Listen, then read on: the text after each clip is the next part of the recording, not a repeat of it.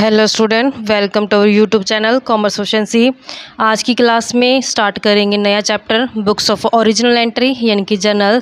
इसे last class में हमने कवर किया था डबल एंट्री सिस्टम को। अगर अभी तक आपने लास्ट क्लास नहीं देखी, देखिए ताकि आपकी स्टडी भी कंसिस्टेंसी बनी रहे। अगर अभी तक आपने मेरे यूट्यूब चैनल कॉमर्स एफिशिएंसी को सब्सक्राइब नहीं किया, सब्सक्राइब कीजिए और बेल आइकन जरूर प्रेस कीजिए ताकि जब भी मैं न्यू वीडियोज़ अपलोड करूँ सबसे पहले नोटिफिकेशन आपके पास जाए, आप वीडियोज़ को सबसे पहले देखें और आपकी स्टडी बूस्टअप हो। स्टार्ट करते हैं कंसेप्ट को कि जो ट्रांजेक्शन्स होती हैं सबसे पहले जहाँ रिकॉर्ड की जाती हैं सोर्स डॉक्यूमेंट के अंदर, उसे बुक्स ऑफ ओरिजिनल एंट्री कहा जाता है। जर्नल एक ऐसी बेसिक बुक होती है जहाँ पे सबसे पहले ट्रांजेक्शन्स को रिकॉर्ड करते हैं क्रोनोलॉजिकल। ये क्रोनोलॉजिकल का मतलब होता है कि डे टू डे यानी कि डेट वाइज हम उसको ट्रांजेक्शन्स को रिकॉर्ड करते हैं डबल एंट्री सिस्टम बेस्ड करके। यानी कि डबल एंट्री सिस्टम बेस्ड हमने लास्ट क्लास में कवर किया है पूरा चैप्टर क्या होता है डबल एंट्री सिस्टम को। तो ये डबल एंट्री सिस्टम को समझने के लिए आप लास्ट क्लास जरूर देखिए कि जब बिजनेस का साइज जो होता है छोटा होता है तो उसमें इतनी नंबर ऑफ़ ट्रांजेक्शन्स नहीं होती कि उसको ज़्यादा बुक्स ऑफ अकाउंट्स मेंटेन करने पड़े, तो वहाँ पे सिर्फ वो जर्नल्स बनाना उसके लिए काफ़ी रहता है। लेकिन जैसे बिजनेस का साइज़ बड़ा होता जाता है तो उसके लिए सिर्फ जर्नल ही प्रिपेयर करना काफ़ी नहीं रहता। आगे फिर जर्नल्स को सब डिवाइड कर दिया जाता है, वो जिसे हम सब जर्नल्स बोलते हैं, जिसे स्पेशल पर्पस सब्सिडरी बुक या फिर बुक्स ऑफ ओरिजिनल एंट्री के नाम से जाना जाता है। यानी कि जब बिजनेस का साइज़ बड़ा हो जाता है तब उसके लिए सिर्फ जर्नल काफ़ी नहीं रहती, उसके लिए सब्सिडरी बुक्स को मेंटेन करना पड़ता है। सब्सिडरी बुक्स जो होती हैं वो मेनली 8 टाइप की होती हैं। कैश बुक, जिसमें जितने भी कैश से रिलेटेड ट्रांजेक्शन्स होंगी सभी रिकॉर्ड की जाएंगी। परचेज बुक, जो क्रेडिट में परचेज़ किया जाता है यानी कि उधार में जो माल खरीदा जाएगा वो परचेज बुक के अंदर रिकॉर्ड किया जाएगा। सेल बुक, जितना भी क्रेडिट में यानी कि उधार में माल सेल किया गया वो सारा सेल बुक के अंदर रिकॉर्ड किया जाएगा। परचेज रिटर्न बुक, अगर कुछ माल परचेज़ किया था उसमें कुछ खराबी हो गई तो वापस कर दे तो वो परचेज रिटर्न बुक के अंदर आ जाएगा। सेल रिटर्न बुक, जो माल बेचा था अगर उसमें कुछ खराबी आ गया तो वो वापस आ गया तो उसे सेल रिटर्न बुक के अंदर रिकॉर्ड किया जाएगा। Bill receivable book, bills payable book, अगर कोई ट्रांजेक्शन 7 अकाउंट्स के अंदर नहीं रिकॉर्ड हो पाई तो उसे जनरल प्रॉपर अकाउंट के अंदर जो रिकॉर्ड किया जाएगा। जो हमारे पास ये बुक्स ऑफ अकाउंट्स होती हैं इसे बुक्स ऑफ ओरिजिनल एंट्री के नाम से जाना जाता है, क्योंकि जो ट्रांजेक्शन्स होते हैं सबसे पहले इन्हीं के अंदर, इन्हीं बुक्स के अंदर जो रिकॉर्ड की जाती हैं। एक बिजनेसमैन होता है उसको ये सभी सब्सिडरी बुक्स मेंटेन करने की ज़रूरत नहीं होती, जितनी उसको ज़रूरत है उतनी ही वो बुक्स को मेंटेन कर पाता है। तो यहाँ पे इस चैप्टर के अंदर जो कवर करेंगे वो सिर्फ जर्नल के बारे में कवर करेंगे। जर्नल का बिल्कुल डिटेल एक्सप्लेनेशन कवर करेंगे, जैसे हमने लास्ट चैप्टर्स बिल्कुल डिटेल में कवर किए हैं, डिस्क्रिप्टिव तरीके से कवर किए हैं, वैसे हम जर्नल को भी कवर करेंगे। तो सबसे पहले जानते हैं कि जर्नल का मीनिंग क्या होता है। जर्नल यहाँ पे जब सबसे पहले ट्रांजेक्शन्स को रिकॉर्ड किया जाता है तो उसे जर्नल बोला जाता है। जो जर्नल्स होती हैं, जर्नल के अंदर डेट वाइज ट्रांजेक्शन्स को रिकॉर्ड किया जाता है बिल्कुल डिटेल में, डेबिट और क्रेडिट रूल को फॉलो करते हुए। हर एक ट्रांजेक्शन्स का जो नेचर के हिसाब से किस अकाउंट को डेबिट करना है किस अकाउंट को क्रेडिट करना है, ये डबल एंट्री सिस्टम बेस करके जो रिकॉर्ड किया जाएगा। जर्नल से पहले जिस बुक्स के अंदर ट्रांजेक्शन्स को रिकॉर्ड किया जाता है उसे rough book, waste book, memorandum book कहते हैं। जो ये वेस्ट बुक को मेंटेन करना ज़रूरी नहीं होता, क्योंकि यहाँ पे जब हम देखते हैं बिजनेस के अंदर एवरीडे बहुत ज़्यादा ट्रांजेक्शन्स होती हैं, तो हर एक ट्रांजेक्शन्स को याद रख पाना बिजनेसमैन के लिए मुश्किल हो जाता है। इस कारण से वो वेस्ट बुक का इस्तेमाल करता है जो उसकी हेल्प करती हैं आगे जर्नल्स के अंदर ट्रांजेक्शन्स को रिकॉर्ड करने में। पहले जब उसने बिजनेसमैन ने ट्रांजेक्शन्स को वेस्ट बुक या फिर मेमोरेंडम बुक के अंदर रिकॉर्ड किया, फिर उसके बाद है जो वेस्ट बुक के बेस पे आगे जर्नल्स के अंदर ट्रांजेक्शन्स को रिकॉर्ड करके चलते हैं। नेक्स्ट आता है कि फीचर या फिर करैक्टरिस्टिक्स क्या है जर्नल की। जर्नल एक ऐसी बुक्स होती है जहाँ पे सबसे पहले ट्रांजेक्शन्स को रिकॉर्ड किया जाता है। जैसे ट्रांजेक्शन्स टेक प्लेस होती है वैसे ही बुक्स के अंदर इसको रिकॉर्ड कर लिया जाता है, जिसे बुक्स ऑफ ओरिजिनल एंट्री कहते हैं।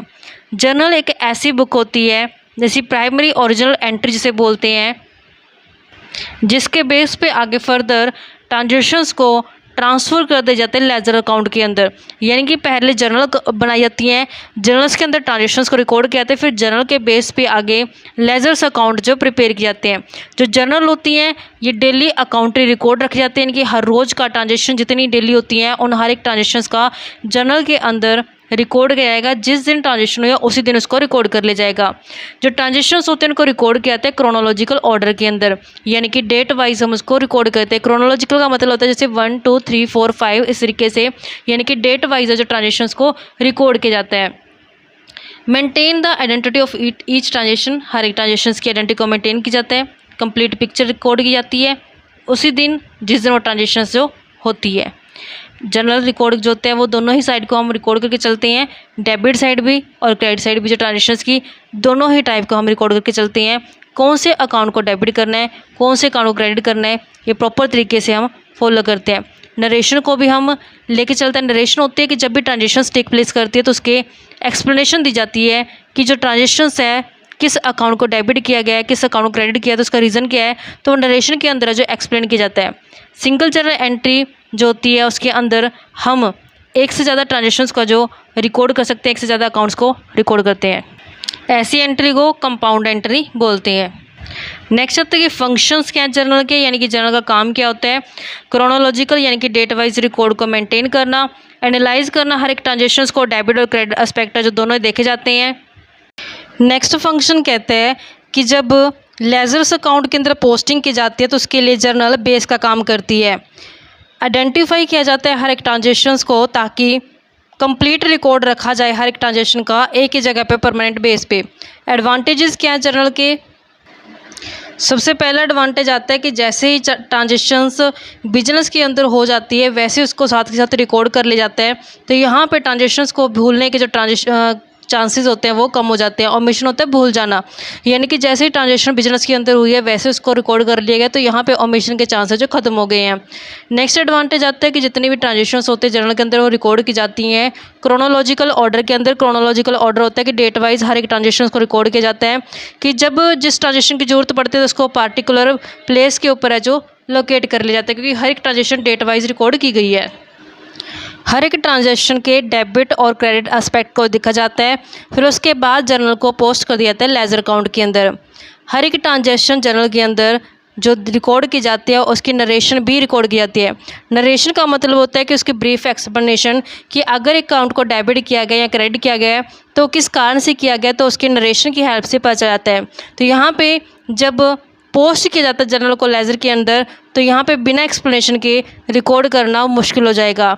जो जर्नल होती हैं ये फैसिलिटेट करते हैं क्रॉस चेकिंग करने के लिए लेजर अकाउंट को, क्योंकि जब ट्रायल बैलेंस है जो बनाया जाता है, ट्रायल बैलेंस में डेबिट और क्रेडिट साइड है दोनों इक्वल आनी जरूरी होती हैं। अगर इक्वल आ जाते तो उससे अर्थमेटिक और एक्यूरेसी का जो पता चल पाता है। अगर ट्रायल बैलेंस की डेबिट और क्रेडिट साइड इक्वल नहीं आई है तो यहाँ पे पता चल जाता है कि जो ट्रांजेक्शन्स जो जर्नल के अंदर रिकॉर्ड की गई हैं उसमें कहीं ना कुछ मिस्टेक है जो क्रॉस चेकिंग की हेल्प से पता चल जाती है। जो इंटायर ट्रांजेक्शन्स होती हैं वो एक ही जगह पे ऊपर रिकॉर्ड की जाती हैं जिसे जर्नल बोला जाता है। हर एक ट्रांजेक्शन को परमानेंट बेस के ऊपर रिकॉर्ड किया जाता है। जब एक बार ट्रांजेक्शन रिकॉर्ड कर लेते हैं जर्नल के अंदर उसके बाद उसको लेजर्स में पोस्ट कर दिया जाता है। जब जैसे जर्नल्स रिकॉर्ड किए जाते हैं जर्नल्स के अंदर तो सारी ट्रांजेक्शन्स आ जाती हैं, जबकि लेज़र के अंदर जो स्पेसिफिक सिमिलर नेचर की ट्रांजेक्शन्स होती हैं उनको एक क्लास के अंदर है जो रिकॉर्ड कर दिया जाता है। तो यहाँ पे जो सिमिलर नेचर की ट्रांजेक्शन्स होगी उसको लेज़र अकाउंट के अंदर पोस्ट कर दिया जाएगा जिसे समझने के लिए आसानी होगी। अगर हमें डेटर अकाउंट के बारे में जानना है तो डेटर अकाउंट की जितनी इन्फॉर्मेशन होगी वो एक पार्टिकुलर डेटर अकाउंट के अंदर रिकॉर्ड की होगी जिसको समझना आसान हो जाएगा।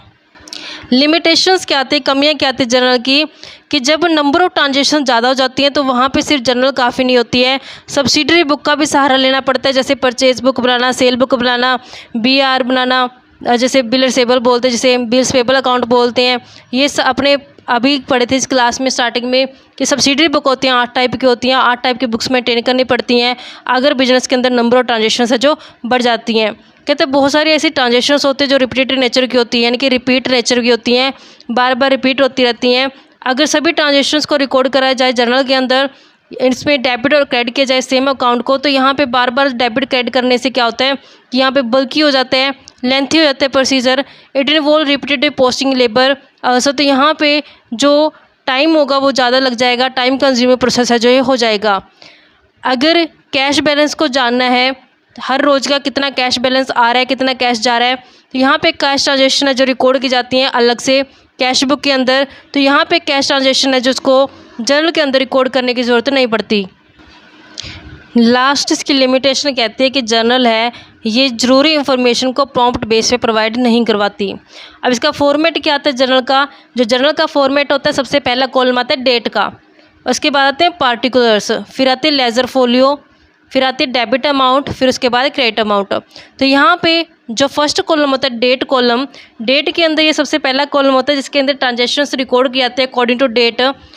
किस ईयर की ट्रांजेक्शन है, किस मंथ की ट्रांजेक्शन है, इसको एक बार रिकॉर्ड कर देंगे जब तक वो चेंज नहीं आया था। यानी कि अगर यहाँ पे अगर लिखे एग्जांपल के तौर पे कि 2024 जून की ट्रांजेक्शन है, तो ये रिकॉर्ड करते जाएंगे तब तक ये सेम डेट रखेंगे जब तक है जो नेक्स्ट मंथ चेंज नहीं हो जाएगा। यानी कि ईयर मंथ है जो जैसे जैसे चेंज होते जाएंगे वैसे वैसे आगे चेंज करेंगे। तो जैसे हमने ट्रांजेक्शन्स को रिकॉर्ड करना है, जिस डेट की ट्रांजेक्शन हो उस डेट को हम यहाँ पे पोस्ट कर देंगे। जो सीक्वेंस होता है डेट का और मंथ का वो स्ट्रिक्टली मेंटेन किया जाता है। यहाँ पे बिल्कुल प्रॉपर तरीके से रखा जाता है रिकॉर्ड की किस ट्रांजेक्शन किस डेट का जो हुई है। उसके बाद है सेकंड कॉलम पार्टिकुलर। जो पार्टिकुलर होते हैं हर एक ट्रांजेक्शन है जो दो अकाउंट के ऊपर अफेक्ट डालती है, जिसमें एक अकाउंट को डेबिट किया जाता है वहीं दूसरे अकाउंट को क्रेडिट किया जाता है। तो यहाँ पे जो नाम होगा अकाउंट का जिसे डेबिट किया जाएगा सबसे पहले लिखा जाएगा, उसको एब्रीवेशन DR नाम से दिखाएंगे। जिस अकाउंट को क्रेडिट करना होगा उसको 2 के नाम से दिखाएंगे, 2 वर्ड लग जाएगा आगे उसको, जिसको क्रेडिट किया जाएगा अकाउंट को। तो यहाँ पे डेबिट में इसको शॉर्ट में DR लिखा जाएगा, क्रेडिट जो ट्रांजेक्शन की जाएगी उसके आगे 2 लगा जाएगा। जो ट्रांजेक्शन्स पार्टिकुलर्स के अंदर रिकॉर्ड की जाती है उसकी नरेशन ज़रूरी देनी होती है, क्योंकि नरेशन क्या होता है कि ब्रीफ एक्सप्लेनेशन देना कि अगर किसी ट्रांजेक्शन के अंदर अकाउंट को डेबिट किया गया तो क्यों किया गया, क्रेडिट किया गया तो क्यों किया गया, वो किससे पता चलता है, हमें नरेशन से पता चलता है। जो ट्रांजेक्शन्स की नरेशन होती है हर एक ट्रांजेक्शन्स के बिलो देनी ज़रूरी होती है। जो ट्रांजेक्शन्स होती है ये बिल्कुल शॉर्ट, कंप्लीट और क्लियर होनी चाहिए। नेक्स्ट कॉलम आता है ledger folio column. Ledger folio में क्या होता है कि जितनी भी जर्नल्स बनाई जाती हैं उसके बाद उन जर्नल को रिकॉर्ड किए जाते हैं लेजर्स अकाउंट के अंदर। यानी कि जो सिमिलर नेचर की ट्रांजेक्शन्स होती हैं उनको एक ही अकाउंट के अंदर पोस्ट करना लेजर कहलाते हैं। तो किस लेजर अकाउंट के अंदर रिकॉर्ड किया गया उसका पेज नंबर क्या है, तो उस लेजर का पेज नंबर जो होता है या फिर उसे फोलियो नंबर भी बोलते हैं हम, उसे लेजर फोलियो कॉलम के अंदर लिखा जाता है। अगर एग्जाम्पल के तौर पे मशीनरी अकाउंट प्रिपेयर किया गया है 40 नंबर पेज पे, तो जब मशीनरी अकाउंट जर्नल के अंदर जहाँ होगा उसके आगे 40 लिख दिया जाएगा लेजर फोलियो के कॉलम के अंदर, ताकि पता चल जाए कि मशीनरी अकाउंट को जो लेजर फोलियो 40 की हेल्प से पता चलता है कि 40 पेज नंबर पे जो रिकॉर्ड किया गया है। अब लेज़र फोलियो लिखने का फ़ायदा क्या होता है कि जब भी लेज़र फोलियो लिखी जाती है तो इससे पता चल जाता है कि जो ट्रांजेक्शन्स हैं वो ट्रांजेक्शन्स लेज़र अकाउंट में पोस्ट कर दी गई हैं, क्योंकि जिस ट्रांजेक्शन्स के आगे पेज नंबर मेंशन होगा मतलब कि वो ट्रांजेक्शन है जो लेज़र अकाउंट में पोस्ट हो गई है। जिस ट्रांजेक्शन के आगे लेज़र फोलियो में पेज नंबर मेंशन नहीं होगा तो उसका मतलब कि वो ट्रांजेक्शन है रह गई है अभी रिकॉर्ड करनी, तो उसको दोबारा कंसीडर किया जाएगा पोस्ट करने के लिए लेज़र अकाउंट में। जो पेज नंबर होता है वो लेज़र फोलियो कॉलम के अंदर लिखा जाता है, जो इंडिकेट करता है कि किस पेज के ऊपर इस ट्रांजेक्शन की लेज़र्स अकाउंट प्रिपेयर किया गया है, जिससे हेल्प मिलते समझने में, ताकि चेक किया जा सके जो लेज़र पोस्टिंग की गई है वो प्रॉपर तरीके से की गई है नहीं की गई है। इन फ्यूचर में अगर ज़रूरत पड़ती है तो एक ही नज़र में वो सारी इन्फॉर्मेशन हमें पता चल जाती है, क्योंकि हमने सिमिलर नेचर के ट्रांजेक्शन्स को लेज़र के अंदर पोस्ट किया होता है। जो ट्रायल बैलेंस होता है अगर वो एग्री नहीं करता, एग्री करने का मतलब होता है कि जो ट्रायल बैलेंस की डेबिट और क्रेडिट साइड अगर दोनों सेम नहीं आ रही हैं, डेबिट और क्रेडिट साइड है जो ट्रायल बैलेंस का मैच नहीं हो पा रहा, तो यहाँ से हमें पता चल जाता है कि अर्थमेटिकल एक्यूरेसी नहीं है, मतलब कहीं ना कहीं कोई ना कोई ट्रांजेक्शन है जो उसमें गड़बड़ पाई गई है जो चेक की जा सकती है। जब चेकिंग की जाती है उस एरर को डिटेक्ट करने के लिए तो वो हेल्प करता है लेज़र फोलियो कॉलम, जिससे हमें पता चल जाता है कि जिस ट्रांजेक्शन के आगे लेज़र फोलियो नंबर डाला होगा मतलब कि वो ट्रांजेक्शन तो रिकॉर्ड हो गए, जिस ट्रांजेक्शन के आगे लेज़र फोलियो नंबर नहीं होगा मतलब कि वो ट्रांजेक्शन रह गई है रिकॉर्ड करनी, जिससे हमें एरर को डिटेक्ट करने में जो हेल्प मिल जाती है। नेक्स्ट कॉलम आता है डेबिट कॉलम। जिस अकाउंट को हमने डेबिट किया तो उसकी अमाउंट डेबिट कॉलम के अंदर ट्रांसफ़र कर देते हैं। जिस अकाउंट को हमने क्रेडिट में रखा होता है उसके अमाउंट को क्रेडिट कॉलम के अंदर जो रख दिया जाता है। अब स्टेप्स क्या होते हैं जनरलाइजिंग करने के, यानी कि प्रोसेस क्या है जनरलाइजिंग का। जब भी जर्नल्स रिकॉर्ड की जाती हैं, सबसे पहले एनालाइज किया जाता है ट्रांजेक्शन को कि किन दो अकाउंट के ऊपर ट्रांजेक्शन का असर पड़ेगा, किस अकाउंट को डेबिट किया जाएगा और किस अकाउंट का जो क्रेडिट किया जाएगा। तो जब हम पर्सनल अकाउंट बनाते हैं, पर्सनल अकाउंट के आगे अकाउंट वर्ड लगाना हमें ज़रूरी नहीं होता। जैसे ही जर्नल एंट्री की जाती है, उसके बाद एक लाइन जो होती है वो ड्रॉ की जाती है, ताकि हमें सेपरेट कर सके, ये पता चल जाए कि जो ट्रांजेक्शन है वो एक ट्रांजेक्शन के बाद दूसरी ट्रांजेक्शन आती है। इस कारण से बीच में एक लाइन लगा दी जाती है, लाइन ड्रॉ कर दी जाती है, जो दो ट्रांजेक्शन के बीच में डिफरेंस को बताती है कि ये दोनों ट्रांजेक्शन है जो अलग अलग हैं। लास्ट में जब एंड में क्या होता है कि हर एक पेज के डेबिट और क्रेडिट साइड का जब टोटल किया जाता है, उसके बाद उसके टोटल को जो कैरी फॉरवर्ड किया जाता है। तो जब हमने डेबिट और क्रेडिट साइड दोनों टोटल कर ली, दोनों साइड का टोटल आना इक्वल होता है और जो बैलेंस आएगा उसको कैरी फॉरवर्ड कर दिया जाएगा नेक्स्ट पेज के ऊपर। जब नेक्स्ट पेज पे ये कैरी फॉरवर्ड बैलेंस को लेके आएंगे तो उसे ब्रॉड फॉरवर्ड नाम से दिखा दिया जाएगा कि लास्ट पेज का जो कैरी फॉरवर्ड वाला बैलेंस है, जो नेक्स्ट पेज की स्टार्टिंग में जो लिखा जाएगा। इस तरीके से बच्चों हमारे पास ये कंसेप्ट बनता था। आई होप क्या क्लियर हो गया होगा। नेक्स्ट क्लास में रूल्स करेंगे जनरलाइजिंग के और एग्जांपल कवर करेंगे इसका। ऐसे रेगुलर क्लासेस के लिए आप मेरे यूट्यूब चैनल कॉमर्स प्रोficiency को सब्सक्राइब, लाइक और शेयर करें। बेल आइकन जरूर प्रेस करें ताकि जब भी मैंने वीडियोज़ अपलोड करूँ सबसे पहले नोटिफिकेशन आपके पास जाए, आप वीडियोज़ को सबसे पहले देखो और आपकी स्टडी बूस्टअप हो।